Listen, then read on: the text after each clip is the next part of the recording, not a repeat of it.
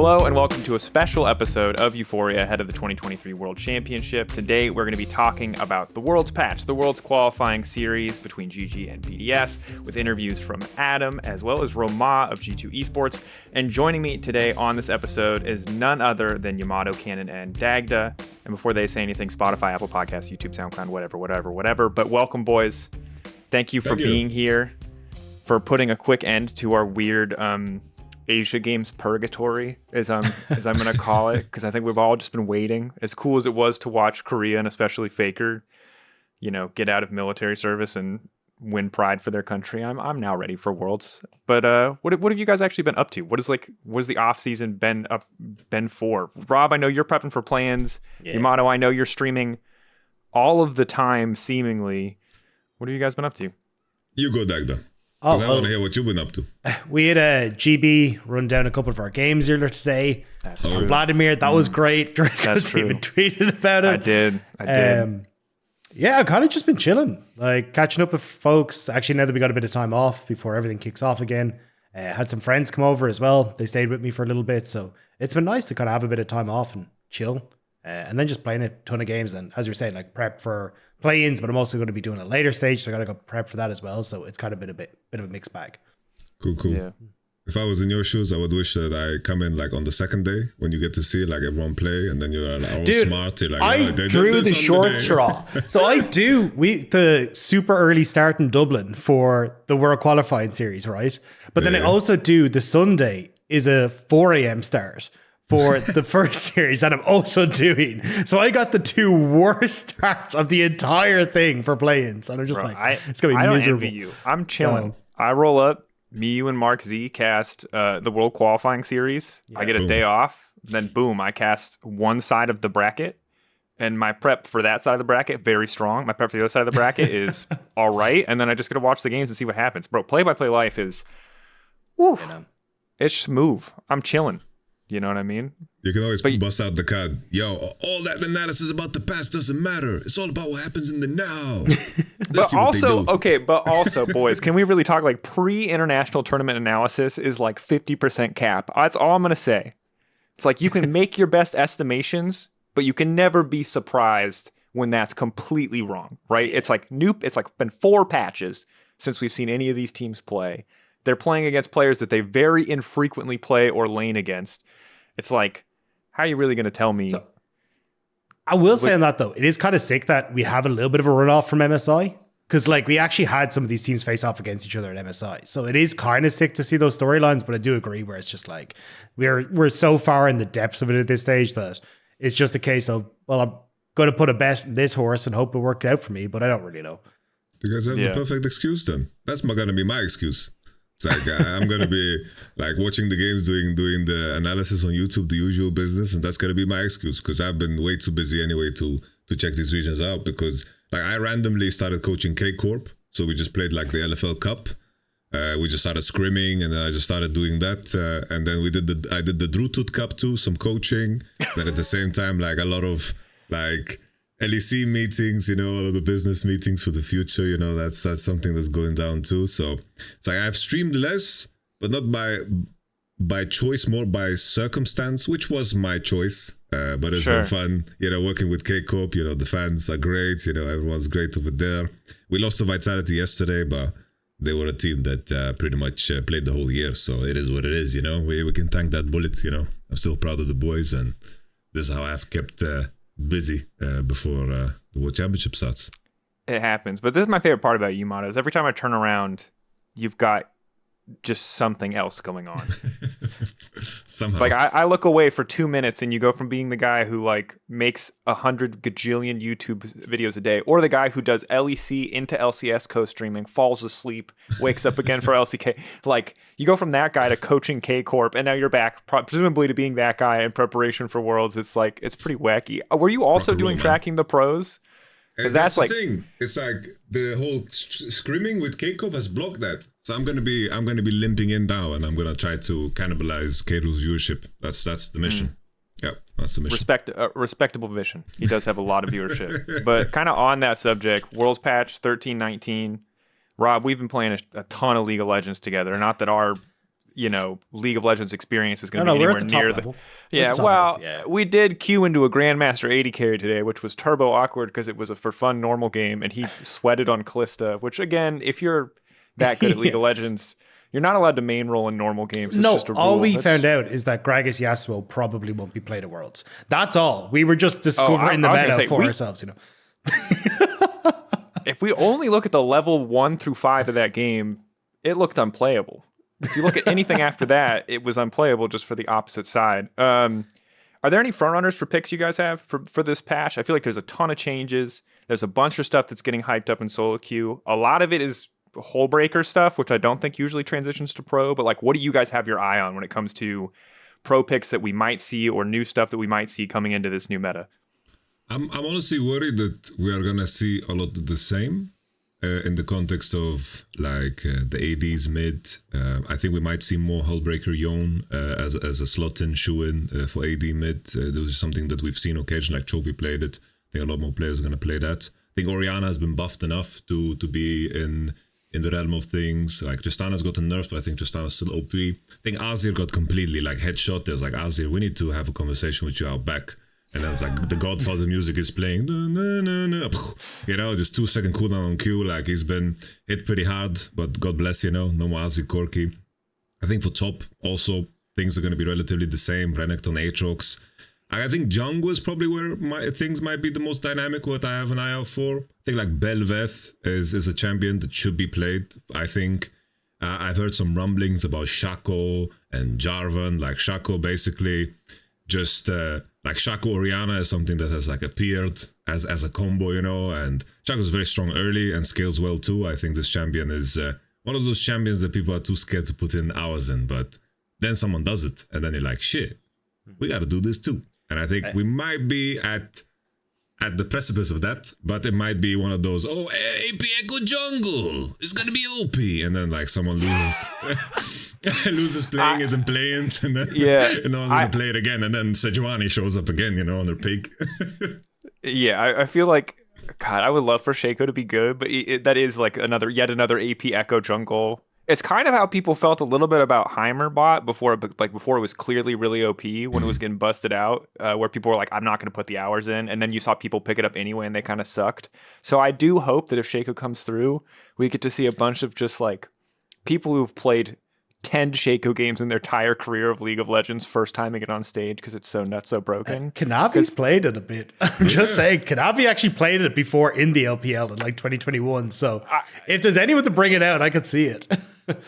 Look, man, whatever Kanavi wants to play, I'm just going to accept his meta because it's Kanavi, man. I don't know what you want at that point. You know what I'm saying? It's Kanavi, sure. When other people besides Kanavi start playing it, then it's an anybody pick. That's kind of where I'm at. Orianna, though, is kind of crazy to me because I feel like this champion has been chain buffed in every patch the entire year. If we don't see Orianna now, we're never going to see Orianna. She got adjusted in season 12 and nerfed in season 11 and then has just been chained buffed ever freaking since. And now I know Nemesis is saying that it's insanely turbo broken and I'm hearing that it's showing up in scrims, but I don't know. If it can't beat the Tristana Jaces of the world, who knows how much we'll see it. It's a big question. Be Orianna, Syndra City is my imagination in the mid lane. I don't know how much LB we'll see. I think the Berserker Grease is a bit too far-fetched. And then for bot lane, your homie Bard, Drakos, your homie Bard. Bard is OP as shit, dude. Holy moly, Bard and Caitlyn, pew pew pew. I think these champions are busted. But that's what my headspace is it. Bro, they've buffed all the lane bullies. It's actually I really don't know what to expect. Caitlyn got some buffs. There's so many. Lucian got a little small buffs. But I'd be hyped for Bard. Bard in pro play slaps. Caitlyn in pro play. God damn, what a boring champion. We're ready champion. for the really exciting duo of Senna Tom Kench as well. Yeah, Senna that's going to be great. Yeah. Okay, all I'll say is, Senna Nyla. Yeah, that is strong as hell. We knew in LFL because they were banning it away, but I feel like this is an international powerhouse bot lane. And I will tell you right now that the only reason I feel this way is because I'm shit at League of Legends. And I have played this lane 4 times with Dagda, and we cannot lose. This champion is so broken. Her scaling is disgusting. Yeah. When she gets on top of you, you have zero agency. I have whiffed so many Qs on 80 carries who are up an item on me, and it does not matter. Hughes, I have 100% armor he's penetration. whiffed them all. Everything. I whiffed everything. I'm just saying, like, and obviously the people I'm playing against, they're like, you know, decent elo because I'm playing with people who are decent. But I'm just saying, if I can turn my brain off and be as bad at League of Legends as I am and do something with that champion, she's going to look 10 times as disgusting in the hands of any pro player who actually has put the time into figuring out how that lane works, because it is messed up. We've known it for a while, but I'm just going to say it again. Senna Neela. Yeah. I'm with you. I think Senna is such a weird one because you force support players in a lot of cases to farm unless they're the ones playing the Senna. And then AD carries to play the role of supports in terms of how they manage the map. And that's usually like the pitfall. For example, like when I had Hilly and Upset, it's like both of them can play the champs. But what's the point of committing so much time and effort into like basically relearning your whole role for the team? And I think if you manage to make that investment work and you're the team that is willing to play like Senna Kesante bot is something I've seen, Senna Yasuo, Senna Nyla, these are champions that are so good in niche spots. And if you can pick Senna and then all of a sudden you can play almost everything with it, then it's like, ooh, you're really putting a gun to the enemy's head, and that shit can get dangerous fast. But it takes a very special player or special set of players to really pull this off good, because you are risking a lot, right? Restructuring your whole team in a way. Yeah, there's other picks like Camille and stuff in top lane that I'm most excited about. Like, especially when you've got Bin, whose name is I Love Camille in solo queue. Like, I am so hyped to see this man coming in and getting his pick and being able to play that. But even just having more carry oriented picks on the top side, like actually having top lane where you can go toe to toe and someone's going to come out on top and actually have an impact, I think is going to be the big one for me. Because like Gwen, Jax, I mean, we're still going to see a lot of Renekton, especially. I think Nidalee's like highest ban rate in solo queue at the moment, I think, in Korea or something like that, like some insane figure. So I think you'll still see a lot of like Renekton Nidalees and that kind of stuff. But I'm actually hyped to see what top laners can now do in this, especially when you're looking at the top lane matchups we have. Yeah, as long as we don't have Ivern double 80 carry meta, I'll be happy. Like, as long as I don't have to watch that anymore, we got that. That was a great experience. I enjoyed LEC playoffs. I'm good. I saw one LEC playoffs. I don't need to see LEC playoffs featuring Kanavi, JDG, and the boys. I'm good. Just give me a little bit away from that. I don't know if the Tristana nerfs are going to be enough. She still seems obnoxious as hell. I think Jace is still busted as well. That's the problem. Yeah, Jace nasty as heck. But, how many more AD mids are really going to come out? I wouldn't mind seeing some Yone. Hullbreaker in pro play always feels weird to me, but that item...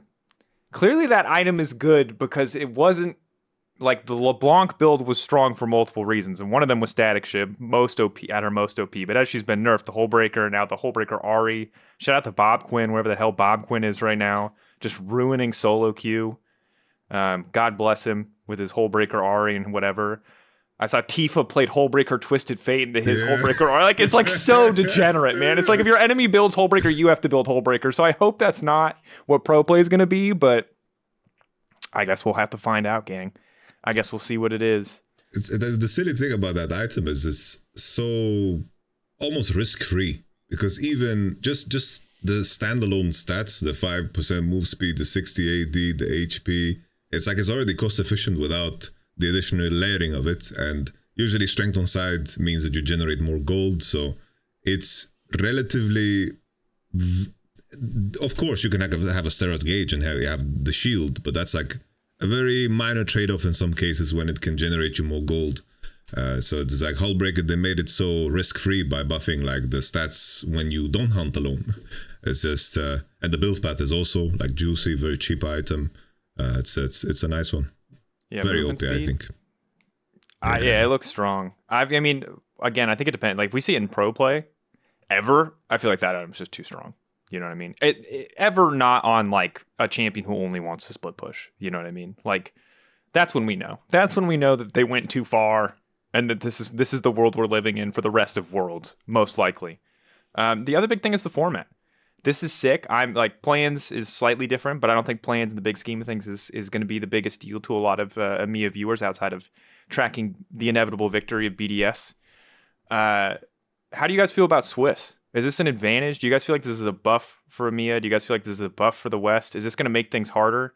Because on the one hand, you're now not guaranteed, as you would have been in a world with 4 LCK and LPL seeds, to have to play against an LCK and LPL team 4 out of your 6 matches in group stage, which was obviously a nightmare most of the time.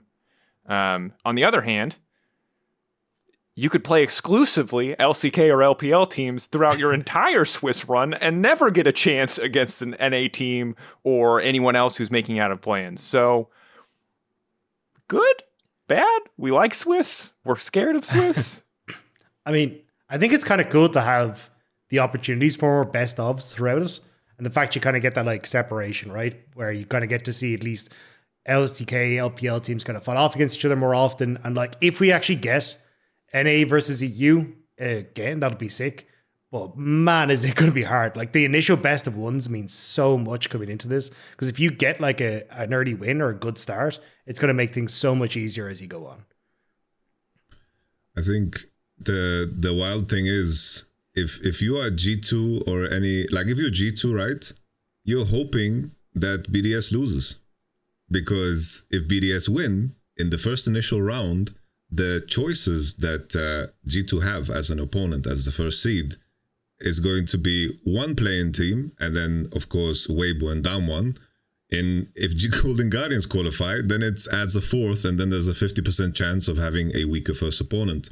Because ideally, I think the EMEA teams, they really need to win the BO1s. Because if you go 2-0 up on the BO1s and you find some upset victories, then you have 3 lives, 3 best of 3s that you can then qualify through, right? Because the system is pretty much you win 2 or you lose 2, and then all of a sudden you play best of 3s until you're eliminated or you win, right? So if you go 2-0 up and you get to play 3 best of 3s to qualify to the main event, I think this is like the best odds, right?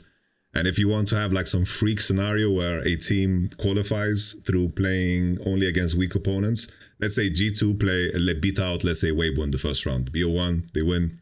And then somehow we've had Fnatic versus Team Liquid. We've had like all the NA matchups, and then all the other teams, they like slip through. So we have like 4 teams from EMEA and NA in the second round, and then they face against each other. And then the 2 teams that then win out of those rounds playing a best of 3, all of a sudden you've dodged all the Eastern teams, and the Eastern teams have like cannibalized each other. It's funny because I feel like NA and EU are simultaneously just praying that they just keep meeting the other one, not because it's a regional rivalry, just because you don't want to play against JDG.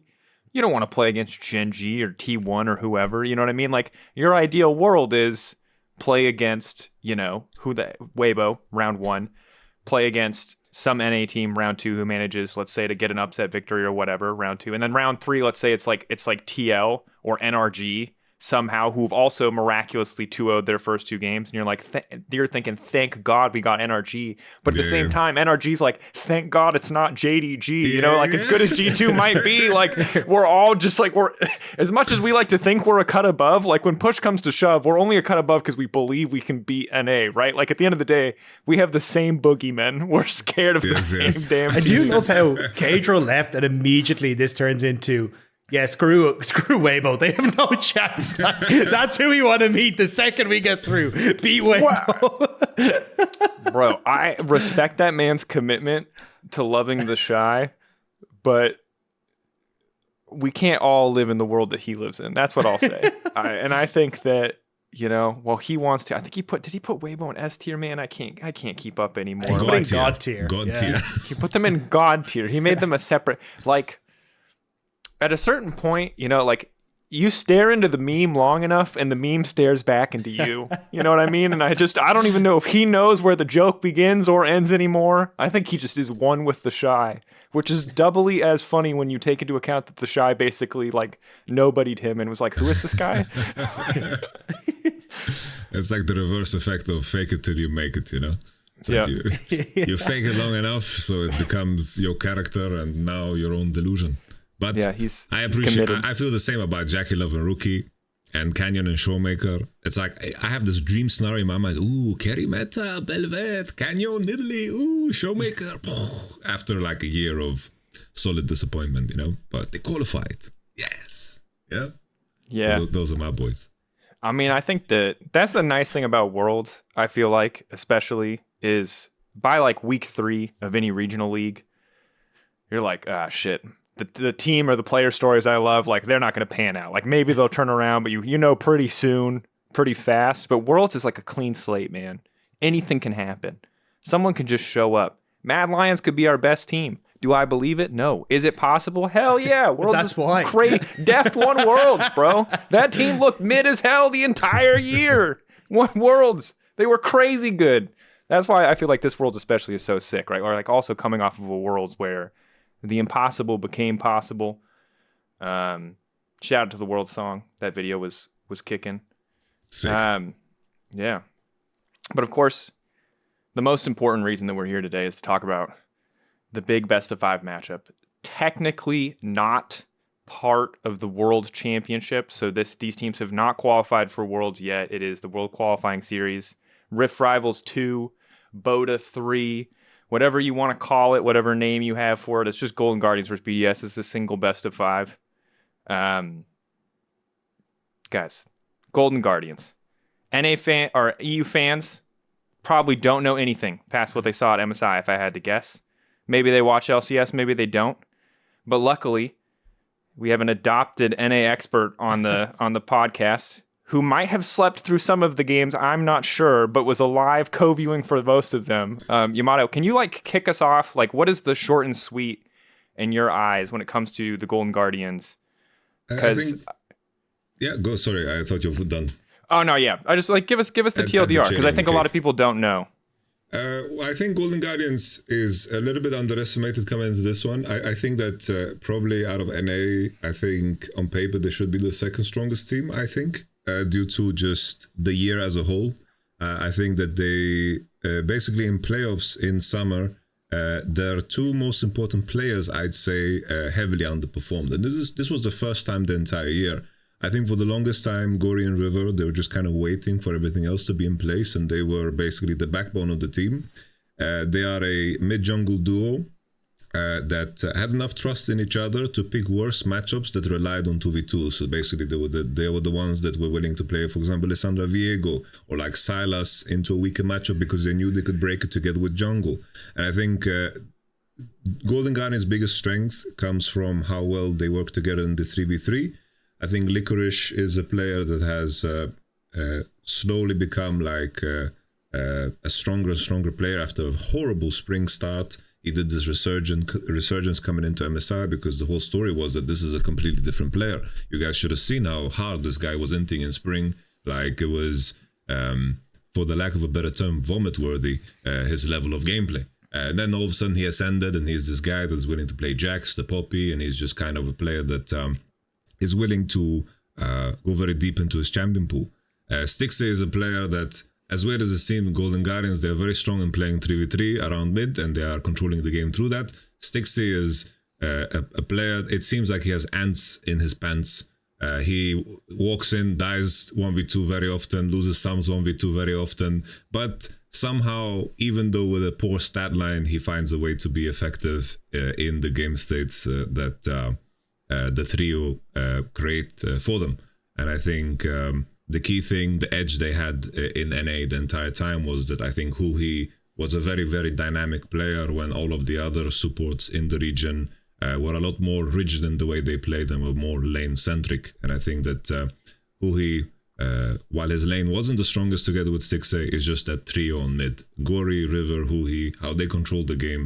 And when they do, they look very sharp. But in playoffs in summer, Gory and River were just not performing up to the standard that Golden Guardians relied on, and I'm assuming that this is something that they can definitely like fix in the last month they've had to prepare.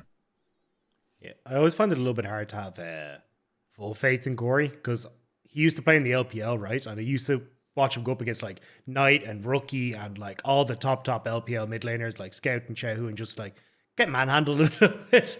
So every time I'm kind of like, yeah, it's Gory. But when I actually watch the games, I'm like, as Yamato saying, I think the mid jungle is actually pretty strong for these. And I think the big thing for Licorice is going up against Adam. I don't think he's going to fall prey to Adam's champion pool in the same way I'd expect like some other top laners to fall to. So I think when you're going up against Adam having Licorice be able to go towards these carry top laners. I think he played a lot of Jacks, if I remember correctly, this split. But even when we saw him MSI, he's happy to fall back to like the poppies and stuff. Like he's a ton of variety that he can try and play. He won most improved this year as well. Like the guy's been on an absolute tear. So I think Licorice is going to be totally fine. And even then, it's like Licorice and Huhi were first team All-Pro as well. So like I actually think that even though this is like the fourth team coming through from NA, they're actually a pretty strong squad. And I don't think it's going to just be like a walk in the park for BDS. Like I'm actually nervous for them. I think this is going to be a big test for them. And especially since, at least from MSI, Golden Guardians have that experience. They have that where they've gone to a different place and played internationally. This is the first time literally for every single player on BDS to actually go to a different country and play. Yeah. I mean, Adam being the exception, right? Essentially.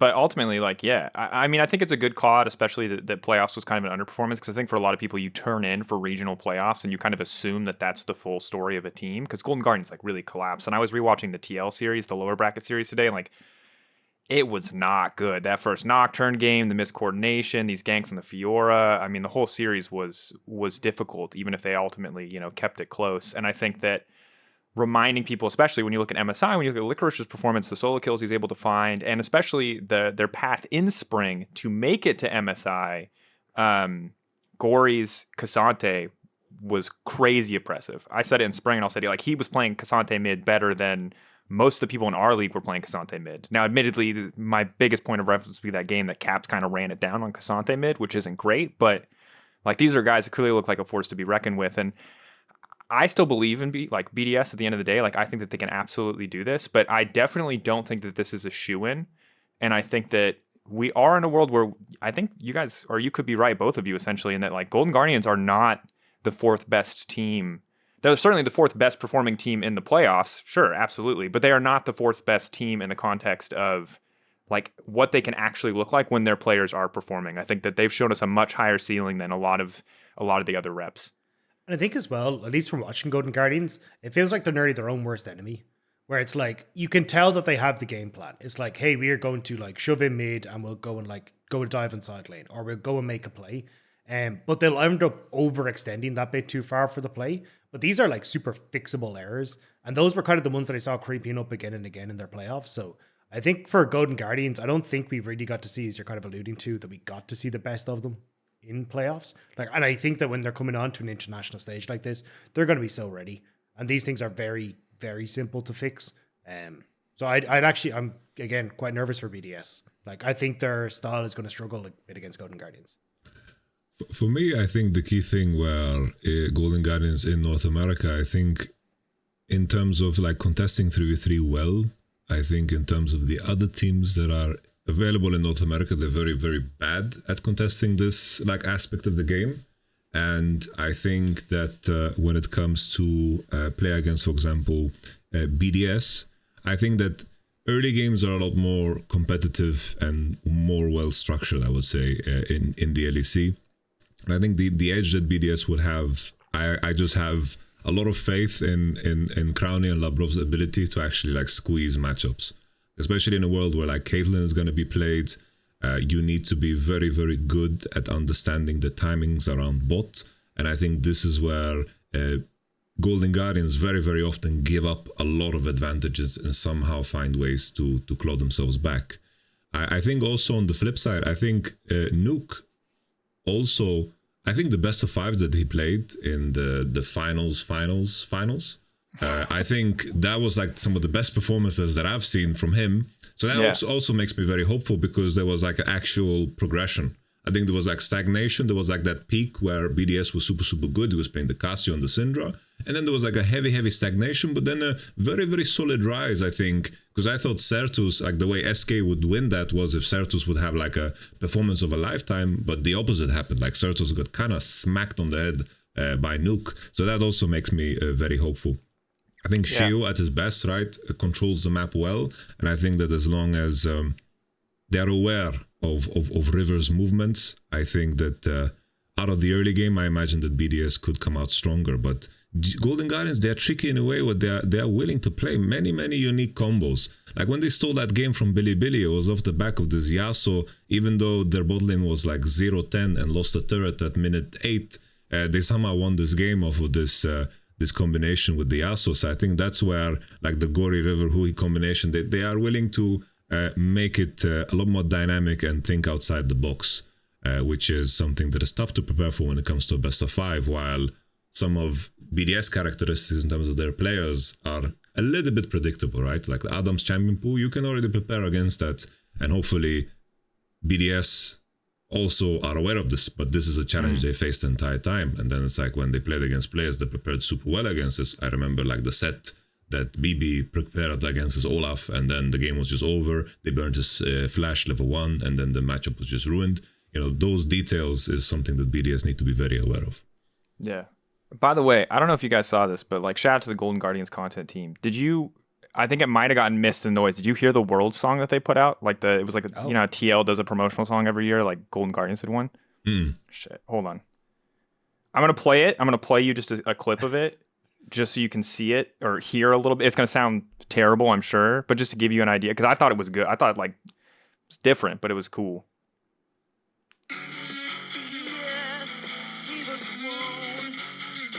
BDS, leave us alone.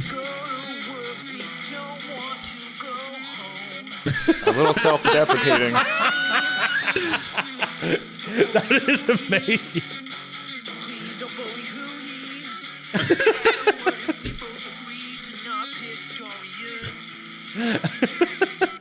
This sounds like a budget electronic, no? So I don't know, man. It was a little more self-deprecating than I anticipated their song to be, but it doesn't seem like they have a lot of confidence, dude. I'm just banger opening line. Yeah. Leave us alone.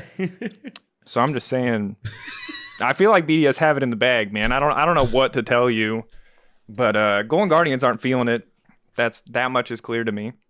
Wait, to be clear, you guys know that Golden Guardian song? I just made that in like 30 seconds, right? That was like the fakest thing. Oh shit! Really? I just made that. I made that. I thought that was clear. I was like, damn, I thought that would hit harder. It's clearly fake. It's the quality. I thought that was actually a Golden Guardian song. I was like, what? Fucking bro, god you damn it. Revealed that. That would have been hilarious. Bro. I will say that I would be very nervous, specifically for Nuke, in the same way that Yamato had pointed out, if he hadn't had some of those pop-off games in the season super summer finals. Boom. But also if Oriana's coming back, like that was in his wheelhouse. You know, he's a man where I think when he's in his comfort zone, he plays really well when he's set up to succeed. But I think the awkward part for BDS is that they've been so reliant on, in their spring run, so reliant on Adam just eating pressure, and then their bot lane kind of taking over the game, and makes it really hard, I think, for Shio to do everything that he wants to do if he has a top lane who can't just do that. If there's a situation where Licorice is actually like able to punish that and shut that down, as you highlighted, like against G2 when BB's able to bust out these counter picks, a lot of that falls through. So it feels like more pressure on Crownie and Lebrov than ever. But it's going to be a tough one, guys. Rob, are you really predicting against B? The problem is we pre-recorded an interview with Adam, and I told him we were all going to believe in him. Oh, no. And now we're going to watch the interview, BDS. And I'm going to have lied to Adam now. No, because I think the thing is, everyone's going to be like coming in going, oh, it's LCS 4th seed. I'm like, hang on a second. These lads are like the MSI reps, right? Like, these are actually a good team. I think it's like we got to try and tape our expectations. I still think like Crownie and Labrov are going to smurf on bot lane, and I think that's going to help out massively. I just hope Sheo finds the same that we got from him in spring, because I thought he was so good in the early stages this year, and I just want to see him hit those highs again. And if they do, I think they control the game enough where they're just able to snowball it. But it's just a case of like, don't be surprised when Golden Guardians come out swinging, because they are actually a good team. They're just not as good as BDS. It's also so many things that are like less tangible, right? It's like, oh, you're playing in Korea. You just had the bootcamp in Korea for the first time. It's like experience matters there, who he's been around the block, Stix82, all of these players have been around the block. Then you have BDS, with the staff also. They're new to the LEC, right? A lot to adjust to. and coming now, starting off playing a best of 5, there's a lot of pressure on the line, and experience definitely goes a long way. Even though practice might go well on the day, things might play out different, and this is where you need to be super, super resilient in any shape or form, because you don't know what might actually happen on the day, right? And it's weird for me, because it's like, in terms of my prediction, it's like depending on I think in other content pieces, I predicted I think there's going to be a close one, but I'm feeling GG. And then I say, maybe this changes. But because now I feel a little bit more BDS side. But it's like a lot of things need to play out just right in my mind. Because in the conversation of Adam, I am disappointed that he keeps getting shoehorned. I don't know if it's by his choice or by team choice, shoehorned into the Darius and the Olaf, because I know he has a mean Aatrox.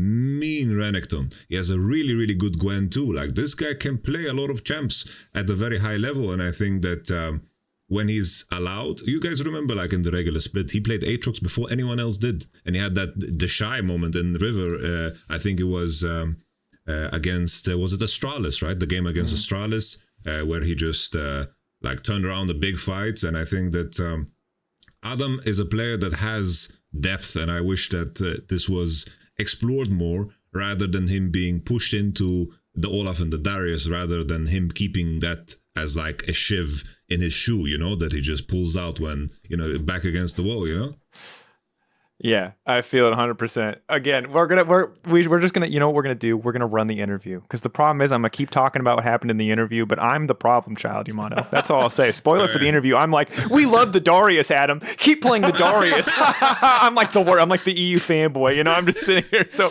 why don't we, Matt, who's our producer, Matt? Let's get the interview up. Let's take a look. Send it over to Adam, who did us the courtesy of sitting down for a wonderful interview after his very long scrim block at 11:30 at night to talk to me. All right, thanks so much, me and the gang on Euphoria. I am joined by Adam in the midst of BDS's bootcamp after what seems to be a long day of scrims. I know it's 11:30 there right now. Adam, how are you feeling about being in Korea, being somewhere different? Are you and the team enjoying the country so far, enjoying the food and everything? All right. I mean, yeah, so far it has been really good, to be actually back in Korea, because actually last year, after my, not so good split in spring 2022 with BDS, we went to Korea and we did a Hunger Games between both teams of Academy and the main team of Team BDS, And at the end of this bootcamp in Korea, I just ended up, demoting to LFL. So, my trip didn't go pretty well last year. But fortunately now, 1 year later, I'm back in Korea, and I'm just, trying to qualify for Worlds there. So it's kind of another story, and I'm kind of enjoying to be here, to be honest. That makes sense. I'm going to be honest, man. I completely forgot about the infamous BDS Hunger Games Bootcamp. Your year this year has been so good by comparison that I forgot how rough, 2022 was for BDS. And I think that's, luckily for you, I think a lot of the guys that you're with now weren't there. Mm-hmm. Maybe were on the academy, but weren't there for the main roster for that entire, let's just call it a mess. It was a messy year. So I'm glad that you're here. I'm glad that you've qualified for Worlds. The other big thing that I found out about today, thanks to French Twitter and thanks specifically to Lore, who sent me this information, is you kind of rocked up to the Korean server and people instantly knew who you were, knew what you were about, were big fans of your performance. Did that catch you off guard that you had such a reputation in Korea already? So as far as I know, I know that already back in EU, I think maybe already from winter, but I'm not sure, but from spring at least, I know that Wolf, the ex-SKT player, he likes us a lot, especially me apparently, and he used, to kind of stream react to our games, Team BDS in the LEC. So I guess mostly because of him, we kind of me mostly me, but the team in general, got into the Korean ears, and apparently the Korean like my gameplay a lot. That I'm able to pull out, the Garen, the Darius, the Olaf. That I'm a really aggressive player. They like to see this, and for me, I'm really glad to see that I can kind of export myself in the international like that. It's kind of an honor. So thank you. Yeah, it's like I think it's one of my favorite things that I've heard in a long time because obviously like when you don't speak Korean, you just don't hear about any of this stuff. And so I imagine it was kind of a shock for you when you roll in or you're hearing this stuff during winter. You're like, what the hell is going on? I'm getting like all these Korean people in my mentions telling me they love my Darius or whatever. So I think that's like so fantastic because, you know, from my perspective, like, and from I think for the Western perspective, we so rarely get to hear you know, if you're not going super far in an international tournament, how players or other regions think about you. And so the fact that Wolf kind of started this and called it out and seems like Korean fans are there is, I don't know, I think it's pretty sick. I'm glad to hear you're excited about it too. Focusing back in on the boot camp, how has the practice been for you guys thus far? What form do you feel like BDS is in? It's been a long time since you know, LEC fans have seen you guys play. How are you feeling about the team overall right now? All right. So far, I think we didn't, you know, got hit too much with the jet lag. You know, it happens when you go from Europe to Korea.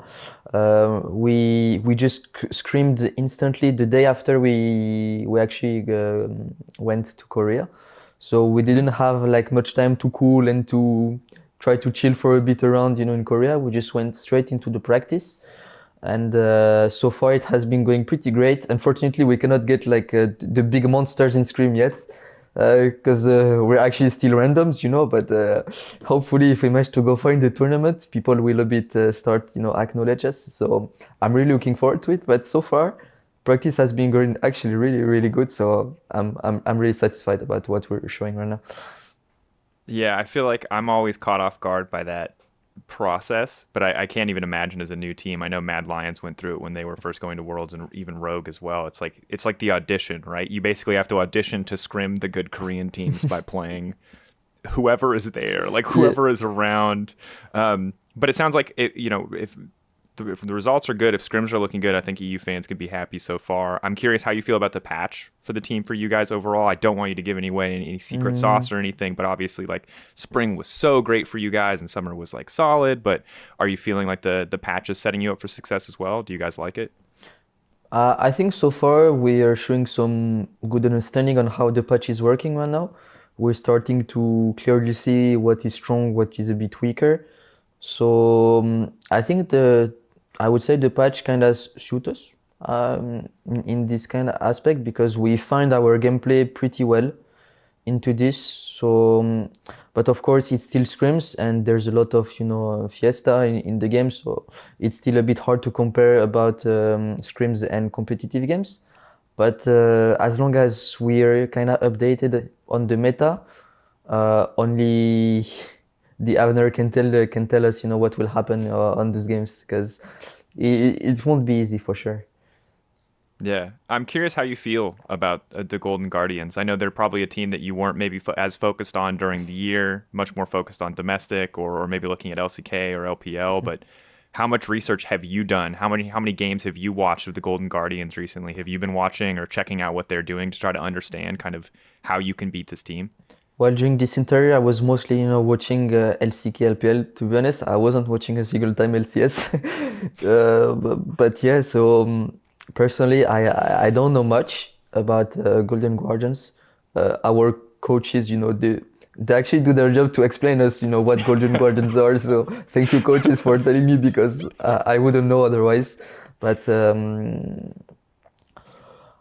I think they're a team with a great experience. As we could see, you know, they have a lot of players that went several times to Worlds, so this is not their first time, and we need to be, you know, ready for the big day because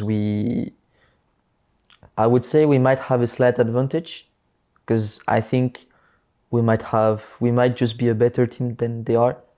So I'm actually really confident when I say that. So we just need to be coming on the 9th and just say we're just BDS, we're just one team, you know, and see how the flow goes. Yeah, I like it. Some confidence, but also being humble, taking it one step at a time. Matchup versus Licorice, I think, is the thing that, for me, and I would say most fans were super excited about. I don't know how NA is feeling about Licorice. I'm sure they're feeling good and they have a lot of opinions. But obviously, like, you're the Darius guy. The Koreans know it now, too. They love you for it. We love you for it. Like, how are you excited for this 1v1? Are you excited to, like, show up? Do you feel like there's more pressure on you to show up because you are the Darius guy, the guy who will bust out the Garen, who will bust out these super aggressive picks. How do you feel about the 1v1 matchup? Well, regarding Licorice, I mean, Golden Guardians, they went to MSI this year, so he Yep. solo killed some good top laners, during It's true. during this MSI. So I'm actually looking forward to it. But for now, I still think that laning wise, I'm actually better than him. Actually, this is what I believe, and I'm pretty confident when I say that. Actually, so I'm looking forward, to this matchup, but I will for sure not be scared, So I will just go like I always go. Yeah. Okay, I like that. I think that's what people ultimately want. They want to see this in the same. The 13-19 spin on whatever you were bringing to the table before is what the people want. When we talk about Worlds overall, you said it already. Like, you're the only person on your team who is, who's been to Worlds before in this context. You have a lot of guys who I think aren't rookies by any means because they've been playing for a long time, but this is their first time at Worlds. Are you guys worried about nerves? Are the coaching staff worried about nerves? Or is everyone just really, really excited to be there? I think, when you're kind of an underdog team like we are, I don't think we should go outwards, with any kind of pressure. And I don't think that anyone is feeling that, because we're all actually more than happy and more than excited already to be there. And of course, we even get like the chance to even play, in the LOL park, so which is even more insane, So we for sure don't take what we have now for granted, and we're actually giving it all. So we'll just make sure that our mental is in the right spot, and we will not waste the opportunity that we have. Yeah, fantastic to hear. For you, your last trip to Worlds was, I think, not what you wanted it to be, and certainly not what you worked towards due to some unfortunate circumstances. How does that affect your personal outlook going into this Worlds? I know you talked about your team being underdogs, but do you feel like you need to prove something? Do you feel like there's something that you need to get out of this trip to Worlds? Because it's been a little bit since we've seen you on an international stage. What does Worlds mean to you? Well, so far with Fnatic, I didn't have maybe the best experience that we could have for Worlds, but even though what happened, I still, gained a lot of experience from that and a lot of maturity. So I learned, how to be a better player, a better teammate. So everything that I've, lived made me a better man today. So for now, my only focus is to go the further possible in the tournament. And I just want to make sure that everything is happening the most, smoothly possible. I just want to make sure that everything is okay. I want to make sure that my teammates can count on me. Sorry. I want to make sure that I can count on my teammates. And I just want overall to just have an enjoyable experience. Yeah, that sounds, again, humble, pretty reasonable, pretty stable perspective. Kind of two more things before we go. The first, what's your biggest fear for Worlds, and what's your biggest dream or hope? Like, what is the thing you most want to accomplish individually? Forget results for a second. I know it's all about results. I know you just want to go as far as possible, but is there anything that you have to prove to yourself as like a teammate or as a competitor on stage? Is it just replicating solo kills like Licorice did? What are the big things that you want to achieve outside of going far in the tournament? It will be selfish, but I just want to prove to everyone that I actually deserve to be here, and I deserve everything that's happening to me right now, and I deserve to be at Worlds, and I would like people to consider me a bit more. Well, when they talk to me about Adam as the player, as the top laner, I just want them to acknowledge me a bit more about me. Yeah, I think that's a good goal, man. I think that's a noble goal, and I think it's a reasonable aspiration. And it feels like Korea, they're already starting to know you, and I hope that you can grow at Worlds and you can show what you're about, and you can be more than, when you first joined, you were the Darius and Olaf guy, and I love that for you, and I hope that you'll always get to be that guy. But I hope you get to be more than just that, or more than just a BDS top laner, because I think that you're a guy who's been around now, who's competing, and who's been getting better. And we'll see, when you're up there, when you're the top laner that comes to people's minds, and it's not, the Soazes of old or whoever people want to reference, or Odo or Wonder or whoever, right? So it's an exciting prospect. The last thing We're going to send it right back to a podcast after this interview. Yamato's going to be sitting there. Okay. I know you guys are tight. Is there anything you want to say to Yamato or the BDS fans before we throw it back to the podcast? Hello Yamato, hope you're doing well. Small message to Korea, then I hope this time it will be a bit better than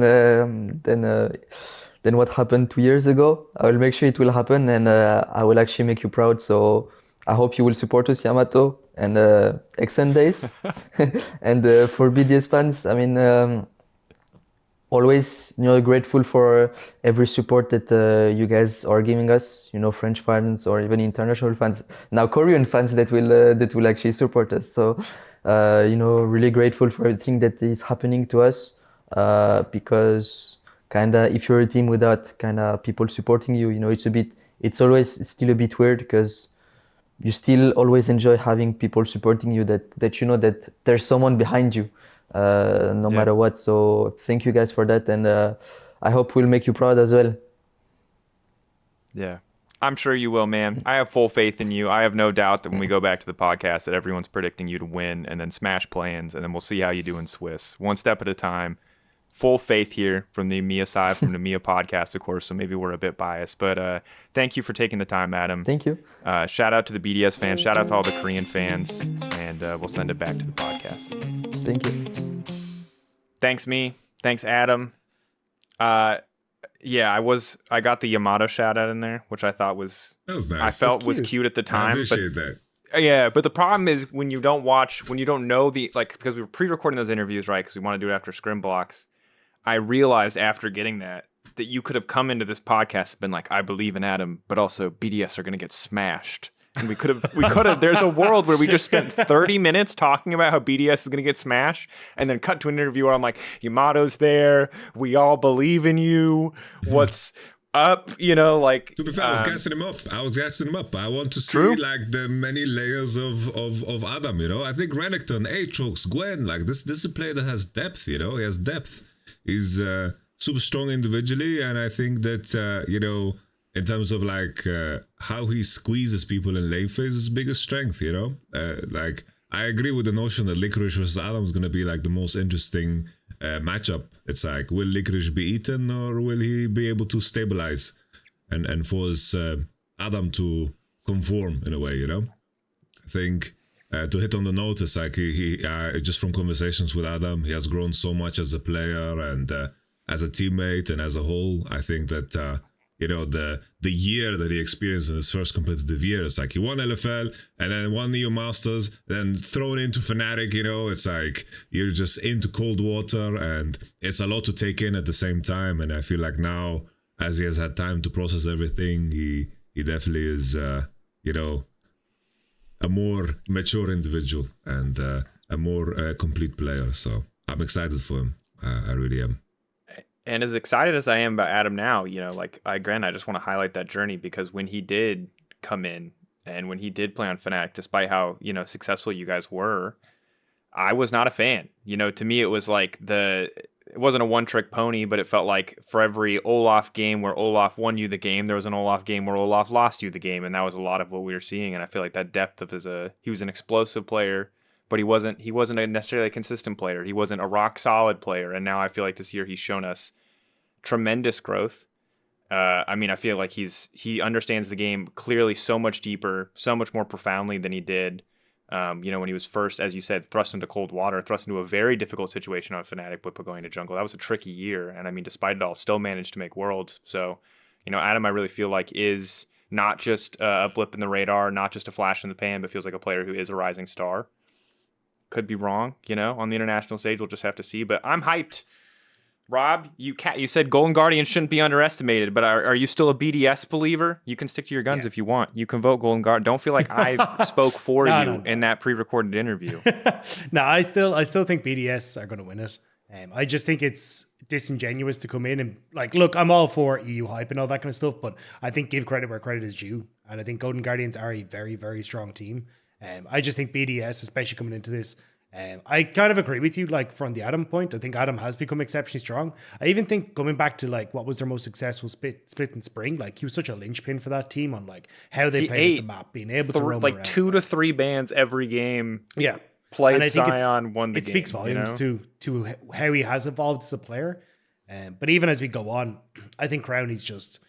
I feel like with how long this man has been gnashing at the bit to get to international competition, there is no way that this man is going to fall flat in his face when he gets there. Like, I'm waiting for Crownie to just pop the hell off when he gets to Worlds. And I think it's like Golden Guardians are unfortunately the first wall that he's to bust through, and he's running it out of full force. Yep. I would like to add just two things on this one. Sure, man. I feel like on paper, I feel like BDS should be slightly better. I just worry about like the intangibles, you know, as like experience in a best of 5 that we assume is going to go like, I can't imagine a world where it's going to be like a 3-0 blowout, boom. I think it's a best of 5 that's going to go long, and I feel like that's where Golden Guardians definitely will like leverage that, because it's like this some of these BDS players, you know, they've had history, like they got reverse swept, you know, went to 5 games, you know, it's like that shit carries heavy either in the direction of, oh, we're ready for anything, or in the opposite direction. And I'm very curious to see how that plays out in terms of how they manage. And I think on the end of Adam, I feel like the biggest criticism always is like when his unpredictability becomes predictable, when he like walks into mid and just loses resources off it and doesn't get anything. It's like that mall fight game that he played, like when he just like walked into level 5, wandered like, in, fucking pizza rolled people. It's like pizza rolled enemy jungle and lost like 3 plates, you know. It's like what on earth is happening? It was like that chasey where he like chasey devoured Adam, you know, and like that. I hope that Adam has had the time and they have put in effort to actually utilize his skill and pour that into what is standard top, and just have his edge just be an additional thing on top of that rather than his sole identity. But that's, you know, a big question mark. I just know that he plays a lot of these meta champions well too, and I hope that he has had the time to really develop that. Yeah, and I'll say like there's the fandom, being an EMEA fan, being an EMEA caster, like I believe in our boys, but on paper I think it's always fair to raise those questions. And I think there are a number of questions about BDS, because again, we've seen that single spring split where they continue to impress at every corner, but to be honest, they continue to impress with a relatively simple play style. And I think while they absolutely deserve the, you know, like to make it as far as they did, they came into summer and there was expectations from me. Obviously, like we can go back and eat crow here, like me and Cadril, but we fought about it, but we put them S tier. You know, it felt weird, but at the same time, it was like, in theory, they can just run it back, right? And they couldn't. You know, they really couldn't reach those same heights. And while season finals, and you highlighted the series versus SK, showed, especially for Nuke, but for the team as a whole, that they're obviously still able to fight. Like, BDS don't feel to me like a safe bet. And I couldn't say the same thing about Golden Guardians either, especially given how rough it was for them in playoffs. But again, this is where once we agree that neither team is a safe bet, we start to go more into the intangibles, and that's where experience becomes a big part. And I think that just as an outsider, no EMEA NA allegiances, I think most of us would say, who do you trust in the clutch? You know, River Huhi, or do you trust, you know, Shio Lebrov on a big stage in a best of 5 situation? And has Huhi had some questionable games and thrown some games? Yes, but he's also he might have like lost more games than Lebrov has played on an international stage, and or certainly has at this point, right? So it's just like this man has been through so much more. MSI finalist, you know what I mean? And I think that shout out to Hui's a legend, but and the team as a whole. So I'm scared too. I'm nervous. I will cheer for them. I will back them. I'll be casting. Actually, I'll have to be non-biased. Dagda will back them, because Mark C's also on the desk, so Dagda can be biased and Mark C can be biased. Dagda will back them. You can definitely be biased. I've been here a year. You have way more like connection. I feel like as the play-by-play caster of the series, I can't be biased. And I'm not trying to do disservice to the NA fans, because I think that they also want to see their boys represented. But at the same time, I don't know, maybe we're allowed to be. We'll figure it out. Producers will make a decision for us. We can bully Maxi. It's all right. I think we're all aligned in that, like, hey, we believe in BDS. We think BDS has an edge. We think on paper, you know, we're playing. I feel like the higher early game level in LEC, I feel like overall should be stronger. But part of me that's just not sure. What's the final prediction, boys? Or you can say what you want to say, and then I just want to know. I just want to add the element that there's like a lot of time, you know, between the last time both of these teams played, and then just a big chunk of time. But that also like puts a little spice on it, you know. But I lean. It's like I lean slightly BDS, but it's like it depends on like what day I wake up on, because it's like I think just if the series goes deep, which I do think it will, I think Golden Guardians will win out, but I feel like BDS gameplay wise is better. So it's just how do they manage the circumstance will be the big question for me. But I guess that's a prediction in some shape or form. I lean slightly like a percentage towards BDS. You're thinking, I'm sorry, you're thinking 51-49? Something like that, you know? Damn, that's it's like ask me tomorrow and I might lean Golden Guardians, you know? It's like I have this internal battle, you know? That's actually hype. I will say, while I would love and still believe that this is going to be BDS win, I think I'm 60-40, which also isn't that confident. It's clearly BDS favored, but it's only 10% difference, 20% in total, but still. It's so sick we get this series though. Yeah, exactly. Like, I'm actually so hyped that this is the series. Like this is what brings people in. You know what I mean? Like, yeah, sure. If BDS or Golden Guardians are on the cusp of elimination of play-ins, people are going to freak out. They're going to tune in for that too. But like, this is such a random thing to do. Yeah. I still have no idea who decided for World Qualifying Series. It feels so random to me. I have no part in that decision. I don't know what the heck goes on over there. But I'm so glad that it is happening. This is sick. I am not excited to be roasted for the rest of our lives because this is the only best of 5 we're going to get to watch between EU and NA for the next 5 years. Because I'm really tired about hearing about EG and Mad Lions. So I would really, really, or the 1647 memes, which we're going to get a bunch of. I would really like that to be just a Mad Lions thing, but it can only be just a Mad Lions thing if BDS beat Golden Guardians. So it's close. I mean, fandom perspective, again, we believe in the boys. I believe in the boys. Dagda, what's your percentage prediction? I think scored lines are kind of pointless. 40, maybe even like 45-55. Like, I think this is an insanely close series. Like, I'm actually genuinely hyped for this. I think it's going to be so sick. I think the edge for me is I think Crownie and Labrov I think are gonna pip them, and that's going to be the difference maker. I think Adam is going to like have a whole heap of champions he's going to be happy to play. Yamato's kind of been hollering about, but I think the Crownie just pips Stixay, and I think that's going to be the difference maker. Yeah, I'm with you there, man. Stixay he has holes in his wallet, man. He gives gold for no reason. Like, he plays fights well. He has some highlight moments, but guy doesn't have the discipline, man. He's got ants in his pants, I tell you. Like, he likes to run it down when he is getting busy, you know? For no damn reason. Like, Wave slow pushing towards him. He's like, walks up with the Philios, loses Flash Ghost, and to be honest, it's funny because I'm most worried about Nuke. So we're in a situation where it's the player formerly known as Nuclear Int versus Stixay's ants in his pants.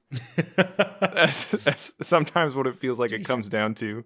Yeah, I mean, the champion pool for Nuke is like perfect at the moment. I think this is actually going to be a great tournament for him. I hope so, man. I hope that he can prove it because, I think spring was solid, but it was limited, and you didn't get the glimpses in summer. I would love for BDS to feel, by the time they win this series and make it through play-ins, like they're the full picture, where we like have to reevaluate this team. Those are my favorite moments at Worlds, where you get to see a team kind of reborn in the crucible, in the battle, in the forge, or however you want to call it. I'm sure they'll have a video about it, but we'll have to see for now. The other big thing, we got 3 other teams at Worlds. We're not going to see them for a while till Swiss, but I thought it might be a good idea to check in with our number 1 seed, the flag bearers for our region. So reached out to G2 Rama. Didn't want to interrupt the bootcamp process, so we got the manager just to get us the TLDR on everything that's going on, that's happening in Korea. As they're currently at the T1 training facility. Let's check in with him now. Thanks, me. I'm once again sitting by here with one of our fabulous EMEA friends in Korea, none other than the manager of G2, Rama, leading the charge on what I assume has been a super productive boot camp. Before we talk about the team, I know you guys are in the T1 facility. You've been posting pictures about it. It looks super sick. How did this happen? Like, how did you guys end up using their facilities to practice? How did this all kind of come together for G2? I mean, we knew the bootcamp part of going to Worlds was going to be super important. We wanted to come in Korea as early as possible, so the boys can spam solo queue and stuff. So I I think 7 or 8 different offers, thanks to a lot of people in our network and the different facilities available, right? And the most premium in our head was T1 because it feels extremely cool to go and practice where T1 is living, you know. We've been here for a week now and it's incredible. I'm not gonna lie to you, Drakos. I've been lucky enough to see a few facilities in NA, in China, in EU, and even in Korea. That's the best one I've seen so far. Like the main building has 11 floors dedicated to esport, and we are right next door in the academy building, which has like 4 to 5 floors as well. Everything is so cool, and for the boys, it feels incredible to step in the footprint of Honor and Faker and Keria, and you see the merch everywhere, and everything is branded. And like right now, I'm live from one of their streaming box. I think they have 8 or 9 all around me. It feels like you're in the beating heart of esports, and it's an extra incentive. It's an extra motivation for us. Yeah, that's fantastic to hear. It sounds like a sick facility. Hopefully, it's insane. We get a tour at some point, maybe from you guys or from T1. Maybe they have one up on their channel that people can check out. Coming. Regardless, shout out to T1 for setting you guys up with the space, and fantastic for you guys that you have that practice. How has the process been adjusting the boy? I know you guys have a pretty rigorous practice schedule and a pretty like set up rituals around that. Has it been a smooth transition moving over to Korea, or were there some hiccups in the process kind of getting everyone adjusted? So we're using the experience we've had last year, going to MSI, going to London for MSI this year, going to New York last time, and we work with some experienced people like Dylan, like Isma. So the addition of Isma as a performance coach was really, really good. For example, we prepped the boys to face jet lag, so they modified their sleeping schedule already back in Berlin. And so the moment they arrived, they were kind of a bit more fresh than usual. We wanted to make sure the solo queue was going to be used properly. Once you're in the middle of the battle, in the middle of the heat of Worlds, you need a high elo solo queue account. You need to already be challenger so you can have this efficient practice. That's something we learned from MSI last year. The solo queue account were not as high as what we wanted them to be. So we couldn't really use that as a tool. What's important as well was who are we going to face when you scrim? So we started our scrim schedule with lower team, kind of team we know for sure we can beat, and we are accelerating a lot. So right now we are only scrimming Asian teams. We're taking games to a lot of games, so I'm really excited. We haven't faced the big boys yet. That's gonna come in the next literally 72 hours. So let's see, right? And how you approach the meta is going to be really, really important as well. What picks are good, what picks are not good. How do we want to apply the different strategy and stuff? So everything is going according to the plan right now. The process are in place and working. So let's see. Just have to see how it unfolds. When you talk about scrims, I spoke to BDS and to Adam earlier, and I think they're in the same position that a lot of young Western orgs find themselves in when they travel to Asia or travel to international events and look for scrims. I think they're in a phase that G2 has probably been in a few times where they're in the audition phase, I think is what we loosely call it, where they don't get to scrim the top dogs. It sounds like you've chosen not to scrim top dogs, but is G2 an organization now that like has enough of a reputation that if you wanted to land in Korea and just immediately start scrimming the T1s of the world or the JDGs, can you guys like instantly get those scrims if you want to? Yeah, and I mean, it's facilitated by the fact G2 has been attending international events for quite a while now. And we've been going to London and Korea and all those places for the last 2-3 years. So you have the network. You know who to ask about Scrim. They know your name. They respect you. But usually they give you one Scrim, and if you perform, they give you more. And that's what happened 2 days ago, for example. We had a really good day of Scrim versus the Korean team, and by the end of the Scrims, we were like, okay, do you have a bit more availability next week, you know? So which made us really proud. We're like, yeah, let's go. So yeah, I mean, for sure, we have the network which allows this kind of stuff, but still, you have to perform during the scrims. So if they smash you 5-0, then that was the last time, right? And they all talk to one another. So the moment you start to perform well, it unlocks you more perks. Like it's like in a video game, right? So it's you almost can get to like the next level. Yeah, it's almost like Worlds before Worlds. This like tournament where you have to prove yourself just to get good practice for the rest of the tournament. It's pretty intense. When we talk about the other seeds in EMEA, How is the outlook from the G2 perspective? I know G2 have felt like the top dogs for a while, and you guys have been pretty optimistic about your own international performance. But with World Qualifier Series coming up, we're going to see what BDS can do, and obviously Mad and Fnatic as well.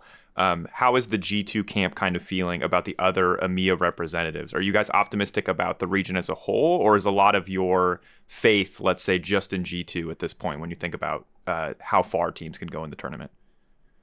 We really focus on the Asian team. I've good hope.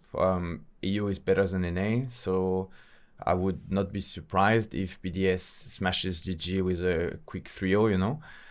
Let's see, of course, that's all I wish for them.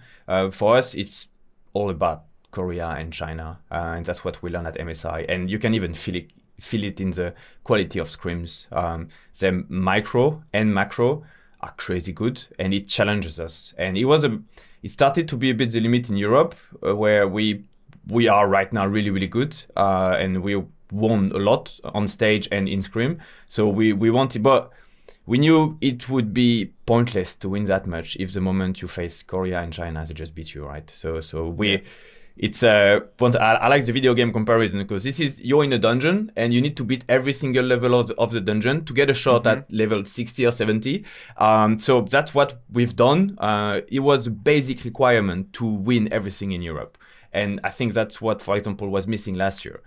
We were feeling really good, but then we arrive in Malmö, we get destroyed 3-0 by Rogue, and the moment you arrive at World, you're like, we're not even the best one. So that was a goal for summer. That was to prove to ourselves that we can be consistent in Europe. And now the real part of the Euro is starting. The real deal is starting. Is how do we beat those guys? How do we survive Swiss stage? And I think as kind of a final question, I like the optimism for BDS. I'm also 3-0. Let's go. You know, smash Golden Guardians. Let's move on. Let's get on with our lives. It's clearly our 4th seed, as it always should have been. But when you talk about optimism for G2, you guys are scrimming now. I know that following MSI, talking to you, talking to Dylan, talking to the team, and also hearing in interviews leading up to Worlds, you felt like it was really close. Like it wasn't just a giant skill gap. It was a lot of little things that stopped you maybe from having greater success, small differences. Do you still feel, now that you're scrimming these Asian teams, that it's just small differences that separate a team like G2 from being able to take down, you know, the top dogs from the LCK or LPL? Yeah, like for sure. And that's how we structured our scrim schedule, right? Like first we wanted to practice versus like top 3, top 4 Korean and Asian teams, which we're doing right now. We're winning. Then we're going to get into the top 2, top 1 Korean Chinese team. And we're going to see, of course, there's always a big difference between scrim and stage. You can have the nerve, you can have a lot of things happening, but it's a first tool you can use to analyze how good you are. And during MSI, we got games from most of them. Only GDG was absolutely insane. The games we got, they were not really wins, and the game we lost, they really got us. I think we had a day we did 4-4 versus them, but those 4 wins were not really wins, to be fair. But the other teams felt like they can bleed. You know, when you have the Batman versus Superman, he comes he can bleed. That's the feeling we had. And yeah, we're really optimistic. Of course, we have to, right? We have to believe in ourselves. But the results are here and the processes are here. So we feel like when we win, we learn something and we can translate it into the next game. And when we lose, we know what to tweak. So yeah, MSI gave us the passion and the motivation again, right? After maybe trolling a bit in spring, we were like, okay, Europe is just a step and we have to be a bit more hardcore on ourselves, which led to a really good summer into finals. So yeah, it felt like we were ready when we arrived in Korea. Now we have to confirm that, and then let's go Swiss stage. Best of 1, best of 1, best of 3, and then there's hope. Easy. Just clean sweep through. Don't do the lower bracket run where you have to play endless best of 3s, please. For the hearts of the European fans. Yeah. We don't want to troll. We want to give 110%. I'm fine with losing if we give everything, so we can go back home and felt like, okay, like they beat us, but we gave everything. At MSI, it really felt like the moment we stepped on stage, some of the boys went 100%. And that's what made us a bit sour, you know. We're like, if we were a bit more this, bit more that. Well, I appreciate that mindset. That seems very healthy. But as a fan, please just win. Whatever you give on stage, just win. If you give 90% and you win, that's fine with me. I'll take that as a fan. We're gonna give 110%. Like, we're gonna give everything. So it's gonna feel good when we win. Hell yeah. We deserve it. Hell yeah. Well, I'm excited for that, Romain. Thank you so much for taking the time. Of course. Glad to hear so much optimism from our first seed coming out of EMEA, and good to hear that the boys are adjusting well. So, yeah, thanks again for taking the time. And, we'll talk to you again in Swiss, probably. You or some of the members of the team for now. We're not going to see you for a couple of weeks, but you'll be there We're in going Swiss back to the cave, and we're going back to solo queue and scrim. Yeah. All right. I like the Batman analogy. Keep working, Batman. Prep your tools. They can bleed. They can bleed. Get ready to take on Superman. JDG, very scary. But regardless, good luck, man. Hope the practice keeps being Thank good. you. Excited to hear more. Thanks for taking the time. Back to the podcast, me. Thanks again, Romain. Thank me for my interviews. I was a little bit rambly this week in the interviews, but thanks to everybody listening. I just thought we'd get perspective from more than just BDS this time around. Hopefully we can hear from Mad Lions and Fnatic in the weeks to come. I'm also saying you're a bit two-faced in that. Because you turn around and were like, BDS are going to 3-0. And then immediately it's like, actually on this podcast, you were like, oh, no, it's going to be super close. It's going to be like 3-2. And then not only that, you were like, oh, you know what? I wouldn't want to interrupt G2 during their scrims. And you just had an interview with Adam. It's like, what is this, Drakos? Okay. And in my defense, we interviewed Romain while G2 were scrimming. Because we couldn't get a time slot because of the production schedule. And Adam, we were fortunate enough to get after the scrim block. And obviously, I wanted BDS to be the first priority because they're the team that's about to play. So that's that point. The other point, you're right. I'm waffling. And you know what? You know what it is? You know what it is, guys? It's that you're so good at your job. It's that you're so convincing. That's the thing. Is I was all on the 3-0 BDS train. And I was rewatching that series today in playoffs. And I was like, damn, Golden Guardians versus TLS series, trash. Golden Guardians suck. And then you reminded me, you're like, don't forget MSI. Don't forget River Gory. Don't forget how sick they are. So, you guys sold it and turned it around for me. That said, Rob's never seen Superman vs. Batman, but this was the number one conversation that was happening behind the scenes. That movie sucks, Rob. And so while Romain made a great example, this is a warning to everyone listening to this podcast. Do not watch that film. Like, I haven't watched it either, but just based off the name, I didn't watch it. Can I spoil it for you? Go for it. I'm not going to watch it yet. Okay, if you care about Batman vs. Superman spoilers, you need to tune out now. Okay, so one, the movie's long and boring.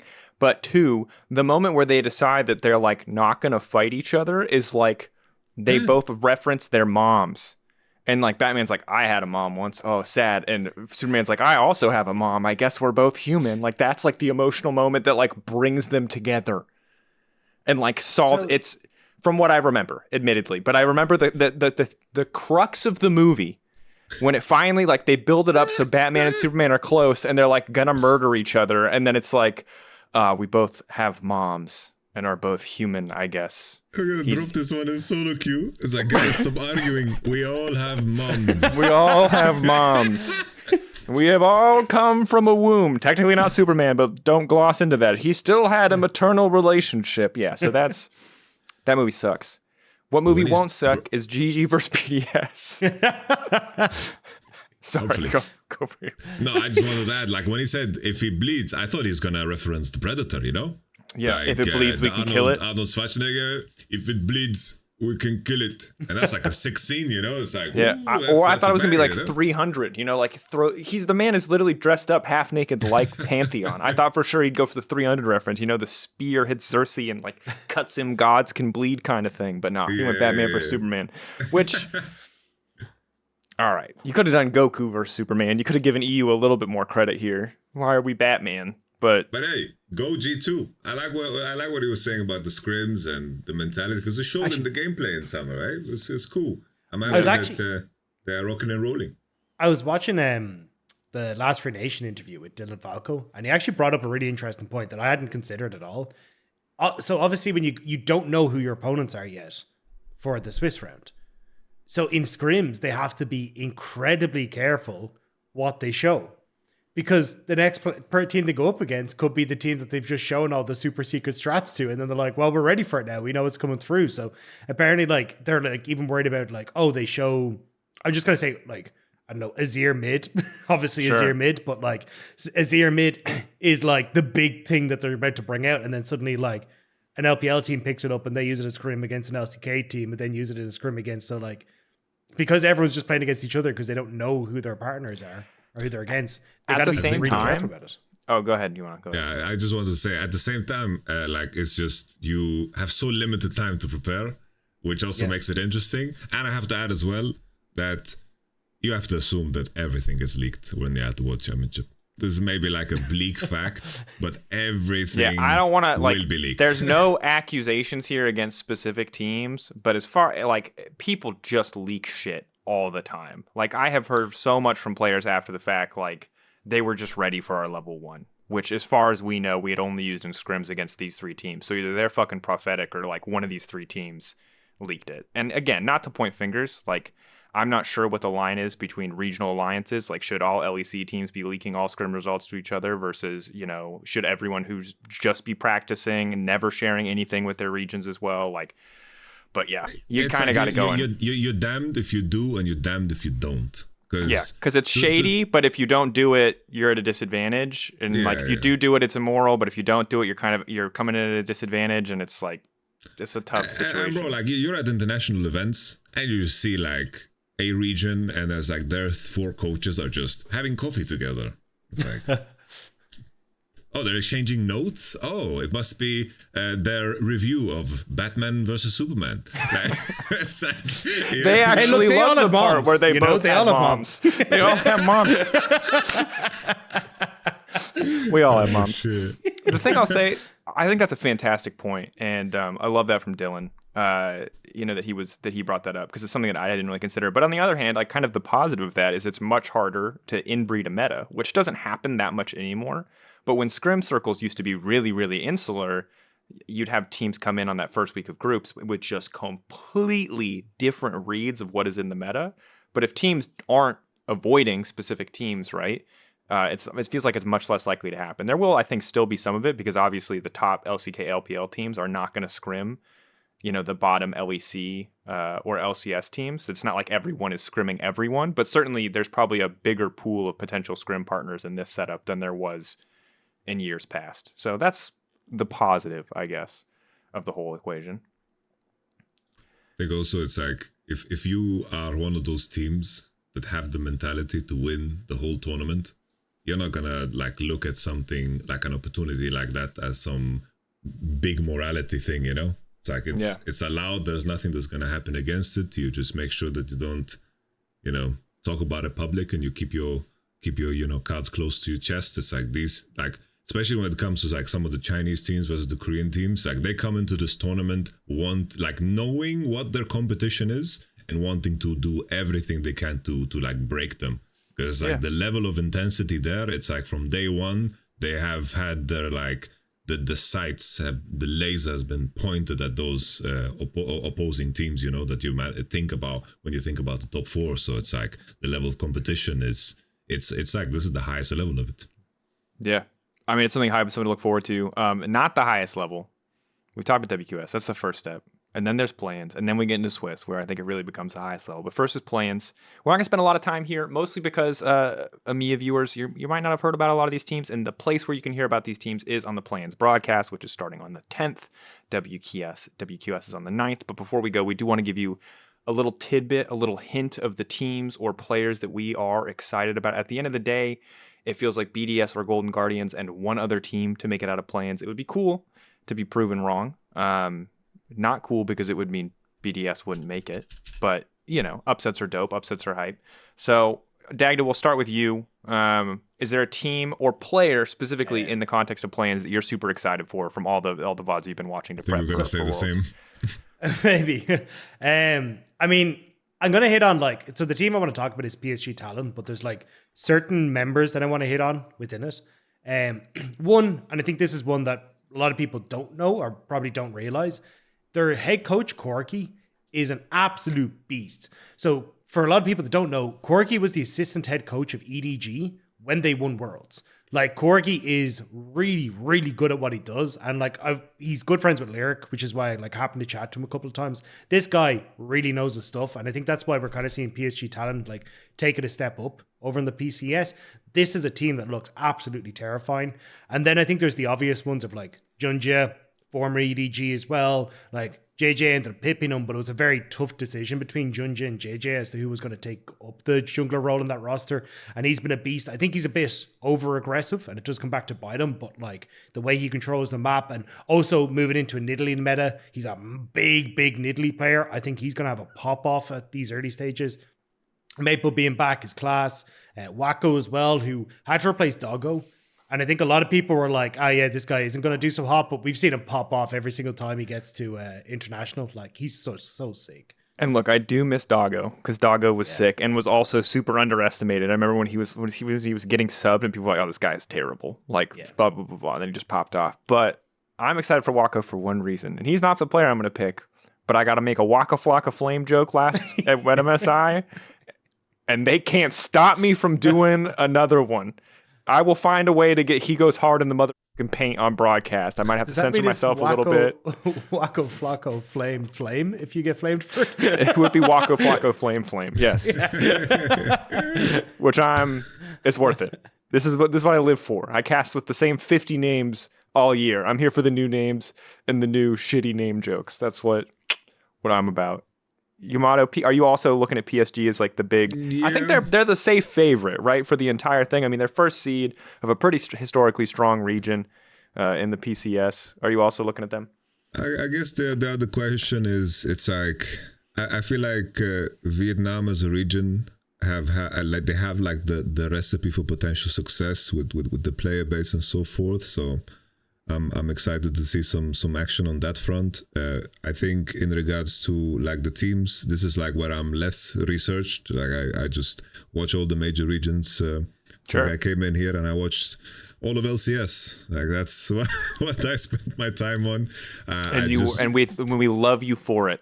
Thank you for your specific Golden Guardians insight. We appreciate you. It's like on my end, it's like Maple, Junjia. It's like these players are like exciting. I would be surprised if they don't make it through, right? And the moment some of the other regions manage to make it through, that's when I will begin to pay attention to them. So that's the invitation to them to, if you want Yamato to watch your games, as if that matters for you, then qualify to the World Championship and I'll pay attention. It's like Brazil is another region like that is like emerging and bubbling, in terms of the player base and the energy English and the investment, well. That's, I feel like those things are usually like indicators of a interesting future to come, Yeah. I hope Brazil gets to do something, man. Brazil, like, Loud's so sick in Valorant, yeah. We need them to beat more people. I think it's a tough path for Brazil and for Loud specifically, the Brazilian representative. I'll just say I am excited for the VCS.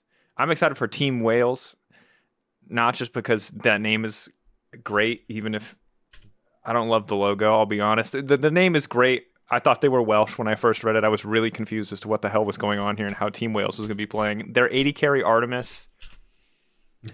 I'm not going to tell you he's going to win them the game, but I'll tell you that he will either win them the game or lose them the game, and then it will almost always be up to him because this man is good when he's good, and he is bad when he is bad. But to me, like, these are the kind of players I want to watch. He's a player of extremes.